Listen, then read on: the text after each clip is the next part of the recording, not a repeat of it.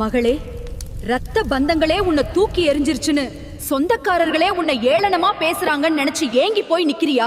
யாருக்காக நீ ரத்தத்தை வேர்வையாக்கி உழைச்சியோ அவங்களே உன்னை உதவாதவள்னு ஒதுக்கி வச்சப்போ உன் நெஞ்சு எவ்வளவு துடிச்சிருக்கும்னு எனக்கு தெரியும்.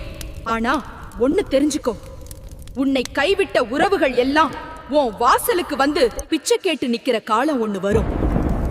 அன்னைக்கு நீ ஆகாயம் போல உயர்ந்து நிப்பாவங்க அண்ணாந்து பார்த்து வியப்பாங்க. நீ சிந்தின ஒவ்வொரு சொட்டு கண்ணீருக்கும் அவன் வட்டியும் முதலுமா பதில் சொல்ல வேண்டிய காலம் வந்துடுச்சு. நீ கலங்காத, துரோகிய நான் பாத்துக்கிறேன். உன்னை தூக்கிவிட நான் இருக்கேன். உனக்கு வஞ்சகம் பண்ணினவங்க முன்னாடி உன்னை வைரம் போல ஜொலிக்க வைக்கிறது இந்த ஆத்தாவின் வேலை.